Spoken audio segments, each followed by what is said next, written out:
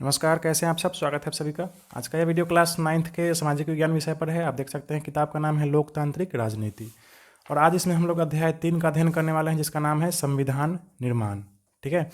इससे पहले का जो दोनों अध्याय है, लोकतंत्र का क्रमिक विकास और लोकतंत्र क्या और क्यों, इस दोनों का हम लोग अभ्यास प्रश्नों के हल सहित अध्ययन कर चुके हैं। आप मेरे चैनल के लोकतांत्रिक राजनीति वाला जो वीडियो प्लेलिस्ट है 9th क्लास वाला, उसमें आप देख सकते हैं उसको। तो चलते हैं, शुरू करते हैं इस अध्याय को। देखिए, इस अध्याय में सबसे पहले हम लोग यह समझने वाले हैं कि संविधान है क्या। फिर उसके बाद दक्षिण अफ्रीका में संविधान कैसे लागू हुआ, उसका एक छोटा सा उदाहरण हम लोग समझने वाले हैं। यहाँ पे किताब में दिया है तो समझेंगे इसको। उसके बाद फिर अगला आपका जो महत्वपूर्ण टॉपिक है वह है कि हमें संविधान की ज़रूरत क्यों है। ठीक है, तो इसको हम लोग जानेंगे। और इसके बाद फिर संविधान हमारे देश में कैसे कैसे बना, भारतीय संविधान का निर्माण जो है चरणबद्ध तरीके से हम लोग इसको समझेंगे, कैसे कैसे स्टार्ट हुआ और कब कैसे कैसे कब बनकर तैयार हुआ। ठीक।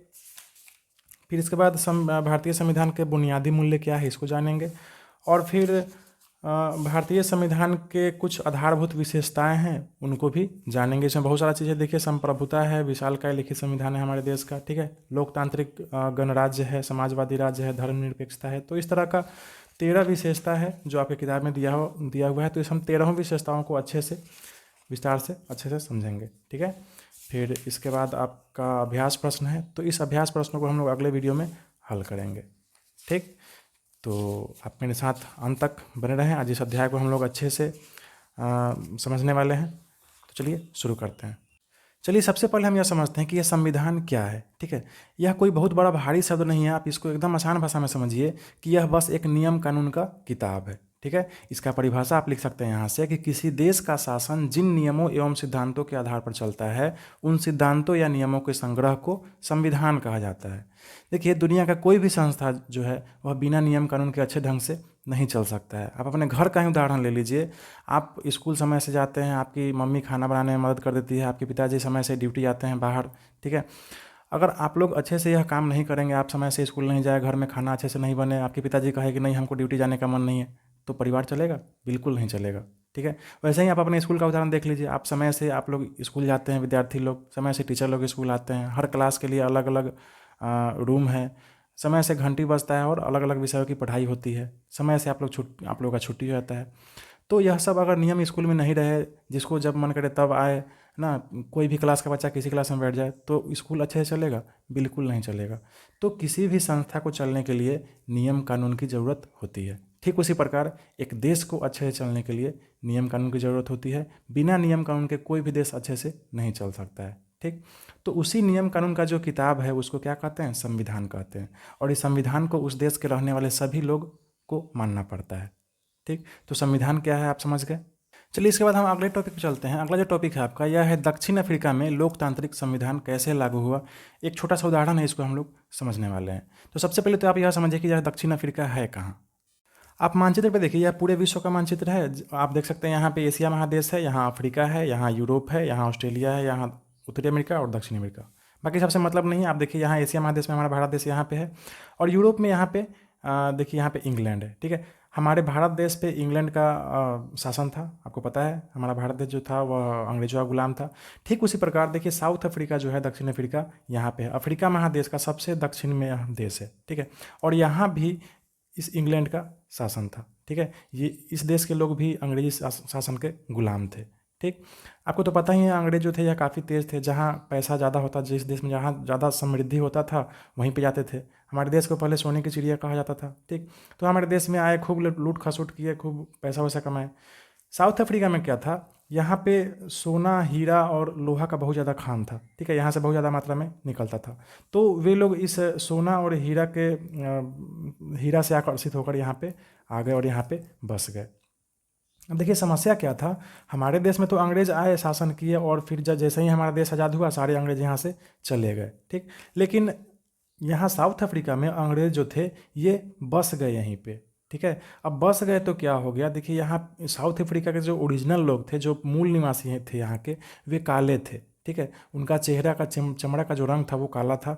और चूंकि ये लोग जो आके बस गए थे तो ये लोग गोरे थे, इनके चमड़े का रंग जो था गोरा था। ठीक है, तो जिस प्रकार हमारे भारत देश में जात पात का समस्या था, ठीक है, बड़ा जात छोटा जात को देखना नहीं चाहता था, ठीक उसी प्रकार यहाँ भी गोरे और काले का भेदभाव हो गया। ठीक है, गोरा जो था वो यहाँ का जो मूल निवासी था काला, उसको देखना नहीं चाहता था।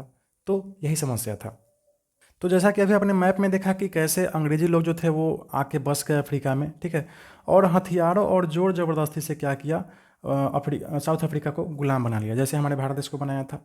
ठीक है, अब देखिए क्या होता है, वहाँ पे रंग भेद की राजनीति ने लोगों को उनकी चमड़ी के रंग के आधार पर बांट दिया। ठीक है, मतलब जो वहाँ इंग्लैंड से जो लोग आए थे वे लोग गोरे थे, और जो वहाँ के मूल निवासी थे वे लोग कैसे थे, काले थे। ठीक है, आबादी में उनका हिस्सा 3/4 था। मतलब देखिए वहाँ के जो साउथ अफ्रीका के जो मूल निवासी थे वे लगभग 80% थे। ठीक है, और जो अंग्रेज से लोग जो आए थे वह लगभग 20% के आसपास है। इतना कम मात्रा में होकर भी क्या किए थे, 80% लोगों पर शासन जमा बैठे थे। ठीक है, देखिए गोरे शासक जो थे, शासक वहाँ के गोरे थे, जो भी महत्वपूर्ण पद होता था वहाँ पे गोरे रहते थे। ठीक है, गोरों के अलावा शेष सब छोटा और नीचा मानते थे। ठीक है, इन्हें वोट डालने का भी अधिकार नहीं था। मतलब जहाँ भी महत्वपूर्ण पद था वहाँ पे गोरे लोग थे। ठीक है, जो भी देश का संसाधन था, संपत्ति था, जमीन जत्था था, वह सब किसके पास था, गोरों के पास था। और जो काला था, ठीक है, उन लोगों को वोट डालने का भी अधिकार नहीं था। ऐसा हाल था वहाँ पे। ठीक है, रंग भेद की शासन नीति अश्वेतों के लिए खास तौर से दमनकारी थी। वहाँ के जो काले लोग थे यानी अश्वेत, उनके लिए क्या थी, दमनकारी थी। यहाँ पे आपके किताब में बहुत सारा उदाहरण भी दिया है। देखिए जैसे रेलगाड़ी, बस, टैक्सी, होटल, अस्पताल, स्कूल और कॉलेज, पुस्तकालय, सिनेमा घर, नाट्यगृह, समुद्र तट, है ना। माने इन सब जगहों पर गोरों के लिए अलग व्यवस्था था और कालों के लिए अलग व्यवस्था था।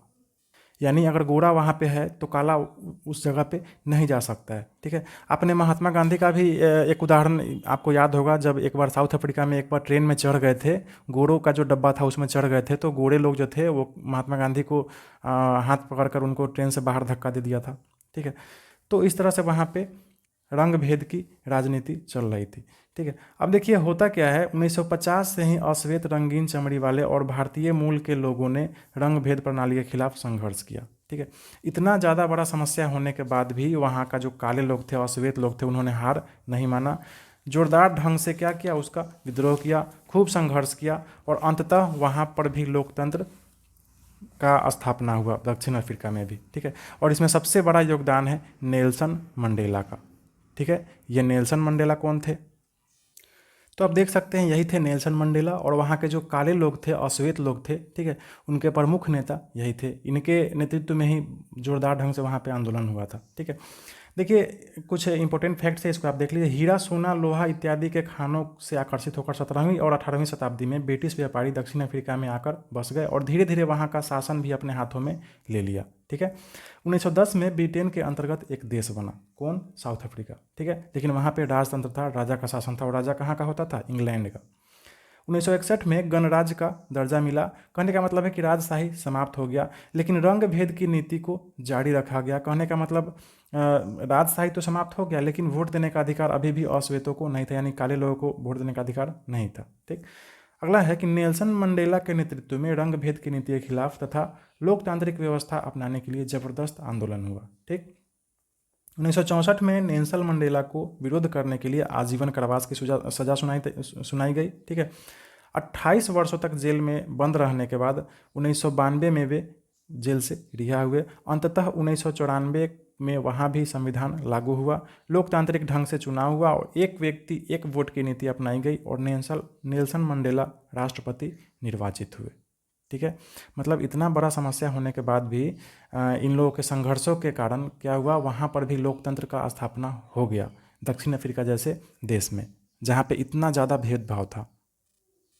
तो बस दक्षिण अफ्रीका का उदाहरण देने का मकसद आपकी किताब में बस इतना ही है कि दक्षिण अफ्रीका जैसे देश में जब लोकतंत्र की स्थापना हो सकती है तो बाकी किसी देश में क्यों नहीं हो सकती है। ठीक है, ये जो नेल्सन मंडेला थे ये वहाँ के अश्वेतों के नेता थे। ठीक है, इनको भारत रत्न भी मिला हुआ है 1990 में, और नोबेल शांति पुरस्कार से भी इन लोग को 1993 में पुरस्कृत किया गया हुआ है। ठीक, तो यह था नेल्सन मंडेला का योगदान। अब हम चलते हैं अपने अगले टॉपिक पे कि हमें संविधान की ज़रूरत क्यों है। ठीक, तो देखिए संविधान की ज़रूरत हमें इसलिए है, इसमें सबसे पहला बिंदु हमने बनाया है कि संपूर्ण भारत के लोगों को एक सूत्र में बांधने तथा लोगों के बीच जरूरी भरोसा और सहयोग विकसित करने के लिए यह जरूरी है। अब देखिए हमारा जो भारत देश है वो बहुत सारे अलग अलग तरह के क्षेत्रों से मिलकर बना है। अलग अलग धर्म के लोग यहाँ पे निवास करते हैं, हिंदू, मुस्लिम, सिख, ईसाई। ठीक है, अलग अलग तरह के जातियाँ यहाँ पे निवास करती है। ठीक। तो उन सभी के बीच जरूरी भरोसा और सहयोग विकसित करने के लिए संविधान की ज़रूरत होगी। ठीक।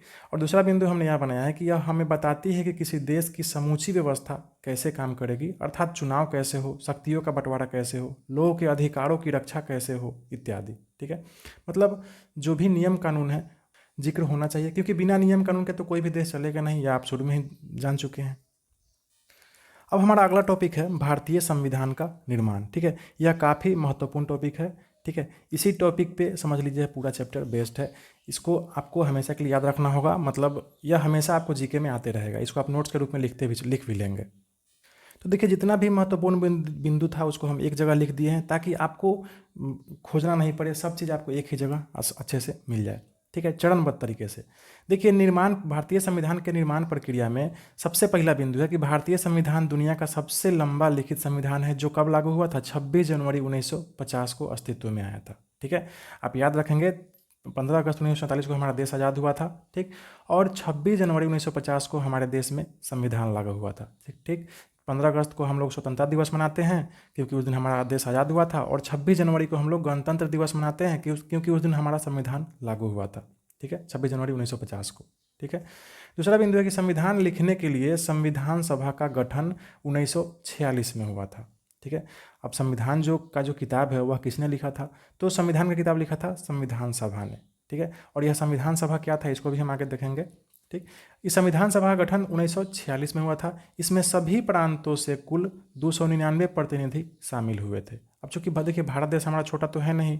ठीक है, बहुत सारे राज्य हैं इसमें मिले हुए हैं, तो प्रत्येक राज्य के हर क्षेत्र से एक प्रतिनिधि यहाँ पे इस संविधान सभा में शामिल हुआ था। ठीक, यानी कुल मिलाकर 299 प्रतिनिधि इसमें शामिल थे।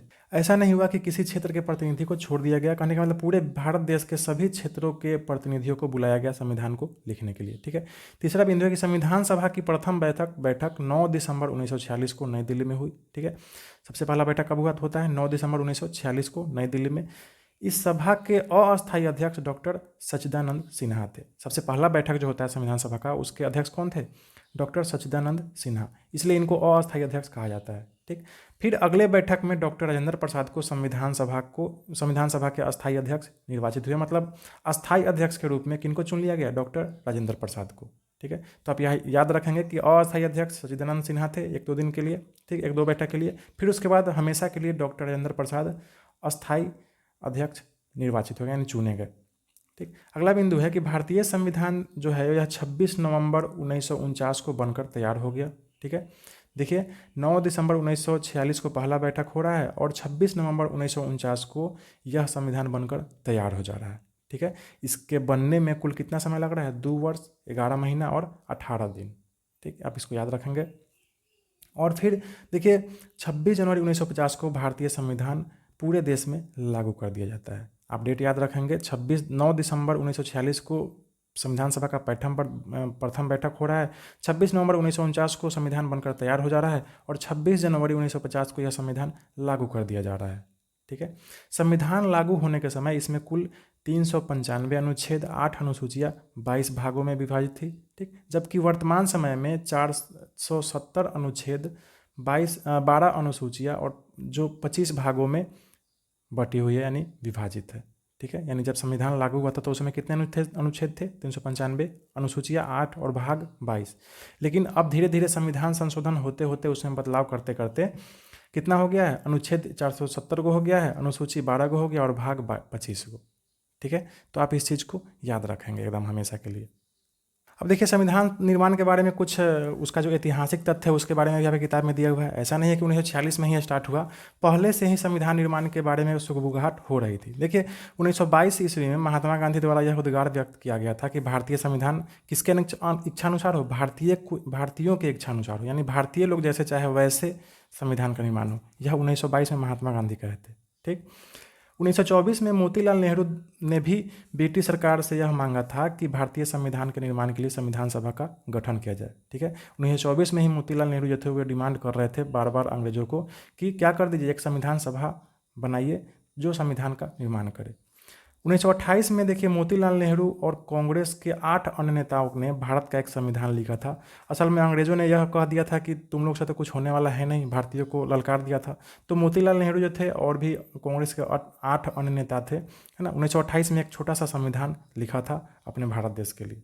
ठीक है, फिर देखिए 1931 में कराची अधिवेशन में कांग्रेस का जो अधिवेशन हो रहा था, उसमें एक प्रस्ताव में यह रूपरेखा रखी गई थी कि आज़ाद भारत का जो संविधान होगा वह कैसा होगा। ठीक है, तो ऐसा नहीं कि 1946 में ही स्टार्ट हो रहा है, 1946 से पहले भी संविधान के बारे में यह सब चर्चा हो रहा था। ठीक है, इसके बाद देखिए हमारा जो भारत का जो संविधान बनकर तैयार हुआ, ऐसा नहीं कि जो भी नियम कानून था वह सब नया नया नियम कानून था। बहुत ऐसा नियम कानून था जो पहले का नियम कानून को ही सीधा सीधा उठाकर रख लिया गया। जैसे देखिए भारतीय संविधान में कई संस्थाओं और व्यवस्थाओं को पुरानी व्यवस्था से लगभग जस का तस अपना लिया गया। जैसे 1935 ईस्वी का जो भारत सरकार का जो कानून था, ये अंग्रेजी सरकार लाया था। ठीक है, इसका बहुत सारा कानून हमारे भारत के संविधान में आज भी मतलब है। ठीक है, मतलब जस का तस यहाँ से उतार लिया गया था, थोड़ा छोटा मोटा संशोधन करके। ठीक, तो कुल मिलाकर भारतीय संविधान निर्माण के बारे में जो भी महत्वपूर्ण तथ्य है वह आप समझ चुके हैं। ठीक है, इतना ही है। अब देखिए अगला जो महत्वपूर्ण तथ्य है वह है भारतीय संविधान के बुनियादी मूल्य। ठीक है, भारतीय संविधान के बुनियादी मूल्य क्या हैं, इसको हम थोड़ा समझ लेते हैं अभी। अब देखिए हम संविधान के बुनियादी मूल्य को समझेंगे उससे पहले एक छोटा सा चीज छूट गया है। ठीक है, भारतीय संविधान सभा की प्रमुख समितियां एवं उनके अध्यक्ष, यानी संविधान सभा जो था, जो संविधान बनाने का काम कर रहा था, उसमें बहुत सारा समिति था, उसका अध्यक्ष कौन था आप इसको ध्यान में रखें। संचालन समिति के अध्यक्ष थे डॉक्टर राजेंद्र प्रसाद, प्रारूप समिति के अध्यक्ष थे डॉक्टर भीमराव अम्बेडकर, संघ संविधान समिति के अध्यक्ष थे पंडित जवाहरलाल नेहरू, संघ शक्ति समिति के अध्यक्ष थे पंडित जवाहरलाल नेहरू, प्रांतीय संविधान समिति के अध्यक्ष थे सरदार वल्लभ भाई पटेल और झंडा समिति के अध्यक्ष थे जेबी कृपलानी। ठीक है, तो कुल मिलाकर ऐसे तो बहुत सारे समिति थे, लेकिन जो महत्वपूर्ण समिति थे उसके अध्यक्ष यही लोग थे। ठीक है, एग्जाम में जीके में इसके अलावा और कुछ नहीं आएगा।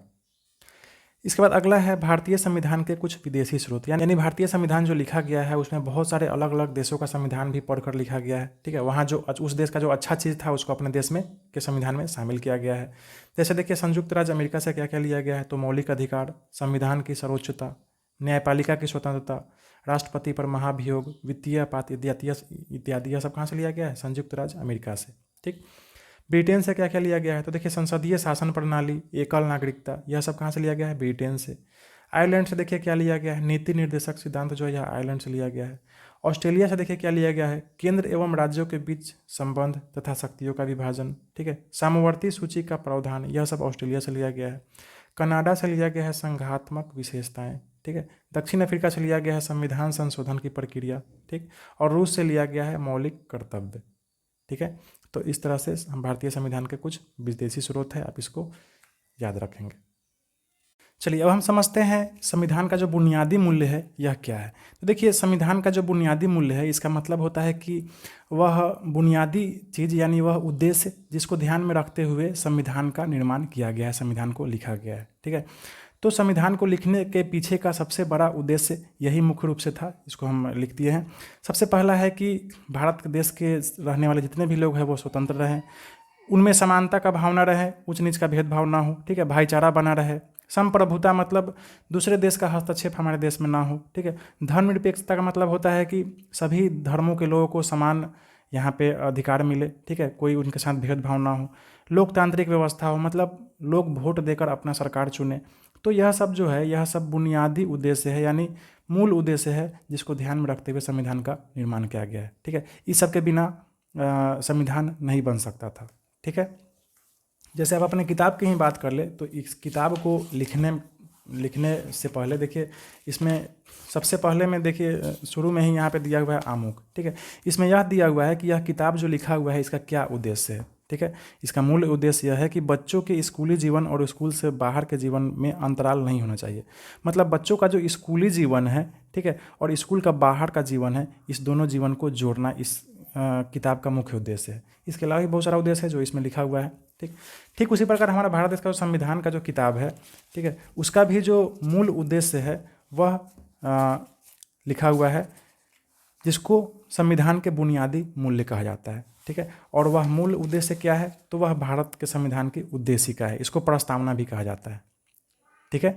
जिस प्रकार आपके किताब का मूल उद्देश्य जो है वह शुरू में लिखा हुआ है, ठीक उसी प्रकार संविधान का जो मूल उद्देश्य है वह भी संविधान के शुरू में ही लिखा हुआ है, यानी पहले पेज पे ही लिखा हुआ है। उसको संविधान की उद्देशिका भी कहा जाता है, प्रस्तावना भी कहा जाता है, ठीक। क्या है, हम भारत के लोग भारत को एक संपूर्ण प्रभुत्व संपन्न समाजवादी धर्मनिरपेक्ष लोकतंत्रात्मक गणराज्य बनाने के लिए तथा उसके समस्त नागरिकों को सामाजिक, आर्थिक और राजनैतिक न्याय, विचार, अभिव्यक्ति, विश्वास, धर्म और उपासना की स्वतंत्रता, प्रतिष्ठा और अवसर की समानता प्राप्त करने के लिए तथा उन सब में व्यक्ति की गरिमा और राष्ट्र की एकता और अखंडता सुनिश्चित करने वाली बंधुता बढ़ाने के लिए दृढ़ संकल्पित होकर अपनी इस संविधान सभा में आज की तारीख 26 नवंबर 1949, देखिए इसी दिन संविधान बनकर तैयार हुआ था, मिति मार्ग शीर्ष शुक्ल सप्तमी संवत 2006 विक्रमी को एतद द्वारा संविधान को अंगीकृत, अधिनियमित और आत्मार्पित करते हैं, ठीक है। तो यह जो संविधान का उद्देशिका है, प्रस्तावना है, इसमें मूल रूप से यह बात लिखा हुआ है कि संविधान को जो बनाने का उद्देश्य है वह क्या है, इसी को मूल बुनियादी मूल्य कहा जाता है, ठीक है। जो मुख्य रूप से यही सब है, स्वतंत्रता, समानता, भाईचारा, यह सब इसमें आ ही गया, ठीक। चलिए अब हमारा अगला टॉपिक है वह है भारतीय संविधान के आधारभूत विशेषताएं, ठीक है। भारतीय संविधान जो है वह बाकी दूसरे देशों के संविधान से कैसे अलग है, भारतीय संविधान में क्या क्या ऐसा चीज़ है जो विशेष है, तो इसको हम लोग समझने वाले हैं, ठीक है। पहला है संप्रभुता। देखिए संप्रभुता का मतलब होता है कि भारतीय जनता द्वारा निर्मित संविधान है और यह संविधान द्वारा अंतिम शक्ति भारतीय जनता को प्रदान की गई है, ठीक है। यानी भारतीय संविधान का जो अंतिम शक्ति है वह भारतीय जनता के पास है। और सबसे बड़ा बात यह है कि कोई किसी दूसरे देश का कोई भी दूसरा देश जो है वह हमारे देश के आंतरिक मामलों में हस्तक्षेप ना करे, यह भी संप्रभुता कहलाता है, ठीक है। अगला है विशालकाय लिखित संविधान। हमारे देश का जो संविधान है वह भारतीय संविधान विश्व का सर्वाधिक विशाल और व्यापक संविधान है, विश्व का सबसे बड़ा संविधान है, ठीक है। तीसरा है लोकतंत्रात्मक गणराज्य, ये लोकतांत्रिक गणराज्य, यह तो आप समझ ही चुके हैं, यानी सरकार की शक्ति का स्रोत जनता में नहीं थे। कहने का मतलब लोग जो है वो वोट देकर सरकार को चुनते हैं, तो जाहिर सी बात है सरकार की शक्ति किस में नहीं थे, जनता में। लोकतंत्रात्मक सरकार जनता के लिए तथा जनता द्वारा स्थापित होती है, ठीक। अगला है देखिए समाजवादी राज्य। समाजवादी का मतलब यह होता है कि किसी एक व्यक्ति की अपेक्षा संपूर्ण समाज को विकास का समान अवसर प्रदान किया जाता है, उसको समाजवाद कहते हैं, ठीक है। मतलब ऐसा नहीं हो कि सिर्फ एक दो लोगों का ही विकास हो, समाज के जितने भी लोग हैं सबका विकास हो, उसी को समाजवाद कहा जाता है। तो इस बात को ध्यान में रखकर भी हमारे देश का संविधान को लिखा गया है, ठीक है, ताकि सर्वांगीण विकास हो संपूर्ण समाज का। अगला है धर्मनिरपेक्षता। देखिए धर्मनिरपेक्षता पहले हमारे संविधान में नहीं था, लेकिन 42वें संवैधानिक संशोधन द्वारा प्रस्तावना में भारत को एक धर्मनिरपेक्ष राज्य घोषित किया गया है। प्रस्तावना में पहले यह धर्मनिरपेक्षता नहीं लिखा गया था। कब आया है? 42वें संवैधानिक संशोधन में, ठीक है। धर्मनिरपेक्षता का मतलब होता है कि सभी धर्म समान हैं, ठीक है, और राज्य के द्वारा विभिन्न धर्मावलंबियों में कोई भेदभाव नहीं किया जाएगा। मतलब किसी भी धर्म का मानने वाला जो लोग है उसके साथ किसी भी तरह का कोई भेदभाव नहीं किया जाएगा, यही है धर्मनिरपेक्षता। अगला है देखिए संसदीय शासन प्रणाली। देखिए हमारे भारत देश का जो शासन प्रणाली है वह कैसा है? संसदीय शासन प्रणाली है, ठीक है। भारत का जो संसद है वह 3 चीज़ों से मिलकर बना है। पहला है राज्यसभा, दूसरा है लोकसभा और तीसरा है राष्ट्रपति। कोई भी नियम कानून जो है वह यहीं से होकर गुजरता है, ठीक है। यह तीनों जगह अगर स्वीकृति मिल गई तो समझ लीजिए वह देश का कानून बन जाता है, संविधान में लिखा जाता है। अगला 7वां नंबर है संघीय शासन प्रणाली। देखिए इसका मतलब होता है कि भारत जो है यह राज्यों का एक संघ है। हमारे भारत देश जो है वह बहुत सारे राज्यों से मिलकर बना है, तो हमारे भारत देश का जो शासन प्रणाली है वह संघीय है, मतलब राज्यों का संघ है भारत। अगला है न्यायपालिका की स्वतंत्रता। हमारे भारत देश के संविधान में ऐसा प्रावधान किया गया है कि यहाँ की न्यायपालिका स्वतंत्र रहे। आप ही सोचिए अगर न्यायपालिका स्वतंत्र नहीं रहेगी, लोगों को न्याय नहीं मिलेगा अच्छे से, तो फिर लोकतंत्र और संविधान का कुछ महत्व ही नहीं रह जाएगा, ठीक। अगला है मौलिक अधिकार एवं मूल कर्तव्य, ठीक है। देखिए मौलिक अधिकार और मूल कर्तव्य यह दोनों अलग अलग चीज़ है, ठीक है। देखिए मूल अधिकार जो है, मौलिक अधिकार को संविधान में शामिल करने की प्रेरणा हमें कहाँ से मिली थी? अमेरिकी संविधान से। यह आप पीछे पढ़ भी चुके हैं। देखिए संविधान सभा द्वारा सबसे शुरुआत में ही जब संविधान लागू हुआ था उस समय कितने मौलिक अधिकार थे? 7 मौलिक अधिकार थे, लेकिन बाद में एगो मौलिक अधिकार ख़त्म कर दिया गया। संपत्ति का जो अधिकार था उसको ख़त्म कर दिया गया। ठीक है, तो अभी कुल मिलाकर कितने मौलिक अधिकार है? 6 मौलिक अधिकार है। इसके बाद है आपका मूल कर्तव्य। ठीक है, तो देखिए भारतीय संविधान में 1976 में 42वें संविधान संशोधन द्वारा 10 मूल कर्तव्यों का उल्लेख कर दिया गया है। ठीक है, तो मूल अधिकार हो गया 6, एगो घट गया, और मूल कर्तव्य हो गया यहाँ पे 10। ठीक, अगला है देखिए राज्य के नीति निर्देशक तत्व। देखिए भारतीय संविधान में कुछ ऐसे निर्देशक तत्व का उल्लेख किया गया है, निर्देशक तत्व का, जिनका पालन करना राज्य का परम कर्तव्य है। ठीक है, इसी को नीति निर्देशक तत्व कहा जाता है। ठीक है, इसके बाद अगला बिंदु है वयस्क एवं सार्वजनिक मताधिकार। मतलब जितने भी लोग वयस्क हो चुके हैं उनको वोट देने का अधिकार यहाँ पे मिल जाता है। ठीक है, चाहे वो गरीब हो, धनिक हो, किसी भी जाति के हो, किसी भी ऊंची जाति के हो, नीची जाति के हो, उसे कोई भेदभाव नहीं किया जाता है। यानी जो भी लोग वयस्क हो गए, 18 साल से ज़्यादा हो गए, वो वोट दे सकते हैं, सरकार चुन सकते हैं। ठीक, अब देखिए वयस्कता की उम्र पहले 21 वर्ष थी। पहले 21 वर्ष में लोग वोट देते थे, लेकिन 1919 में 66वें संविधान संशोधन के द्वारा उम्र सीमा घटाकर कितना कर दिया गया? 18 साल कर दिया गया। ठीक, अब 18 साल के ऊपर के जो लोग होते हैं वो अपना वोट डाल सकते हैं सरकार को चुनने के लिए। अगला है देखिए एकल नागरिकता। यह एकल नागरिकता क्या है? तो देखिए भारत का कोई भी निवासी, चाहे किसी भी राज्य का हो, किसी भी धर्म या संप्रदाय को मानने वाला हो, किसी भी भाषा अथवा क्षेत्र से संबंध रखता हो, वह भारत का नागरिक है। यही है एकल नागरिकता। क्लियर है? इसके अलावा देखिए 13वां यहाँ पे नहीं दिया है, लेकिन 13वां जो विशेषता है भारतीय संविधान का वह यह है कि राष्ट्रीय एकता को मजबूत करने के लिए हमारे संविधान में हिंदी की देवनागरी लिपि को भारत की राष्ट्रभाषा घोषित किया गया है। ठीक है, हिंदी की देवनागरी लिपि को क्या किया गया है? राष्ट्रभाषा घोषित किया गया है। ठीक, अच्छा, इसके अलावा भी देखिए अगला 14वां नहीं दिया है, यहाँ पे दिया है संविधान संशोधन। यह भी हमारे संविधान का बहुत ही महत्वपूर्ण विशेषता है। ठीक, कहने का मतलब समय समय पर इसे नया रूप देने के लिए हमें हम इसमें बदलाव की ज़रूरत पड़ती है, तो हम इसको बदलाव भी कर देते हैं। मतलब संविधान जो लिखा गया है वह 1947, 46, 47, 47 के आसपास लिखा गया है। ठीक, तो उस समय के हिसाब से लिखा गया है। अब धीरे धीरे परिस्थितियाँ, समय जो है बदल रहा है, तो नया नया कानून को लाने का जरूरी पड़ रहा है। ठीक, तो संविधान जो है इसमें संशोधन की प्रक्रिया भी चलती रहती है। जो कानून बेकार हो गया है उसको हटा दिया जाता है, नया कानून अगर कोई लाना है तो उसमें संशोधन किया जाता है। ठीक, तो इसी को कहते हैं संविधान संशोधन। यह भी एक महत्वपूर्ण विशेषता है। ऐसा नहीं है कि जो लिखा गया वही नियम हो गया, ऐसा बात नहीं है। समय समय पर इसमें बदलाव भी होते रहता है। ठीक, तो इसी के साथ आपका जो अध्याय है यहाँ पे अब खत्म हुआ। ठीक, इसके बाद देखिए अभ्यास प्रश्न है, तो इसको हम लोग अगले वीडियो में लाएंगे। आपके अध्याय में कुल मिलाकर इतना ही था। जितने भी महत्वपूर्ण तथ्य थे उन सभी को मैंने अच्छे से विस्तार करके आपको बता दिया है। आप इसको अच्छे से पढ़ें, आप अपने किताब को भी अच्छे से पढ़ें, आप वीडियो को भी अच्छे से देखें। जो भी ज़रूरी चीज़ मैंने बताया है उसको आप नोट्स के रूप में लिख ले। यह चैप्टर आपके लिए काफ़ी इंपॉर्टेंट है एग्ज़ाम के दृष्टिकोण से भी, और अगर आप किसी जनरल कंपटीशन की तैयारी करते हैं, किसी एग्ज़ाम की तैयारी करते हैं, उसके लिए भी यह काफ़ी इंपॉर्टेंट है। ठीक, तो इसी के साथ हम यह वीडियो को यहाँ पे ख़त्म करते हैं। ये वीडियो कैसा लगा कमेंट करके जरूर बताएंगे आप, और अच्छा लगा तो कृपया वीडियो को लाइक कर देंगे, मेरे चैनल को सब्सक्राइब कर लेंगे, बेल नोटिफिकेशन आइकन दबा लेंगे ताकि हर नया वीडियो आप तक आता रहे, और अपने दोस्तों को शेयर भी कर देंगे ताकि उन तक भी यह वीडियो पहुँचे। थैंक यू, पढ़ते रहें और खुश रहें।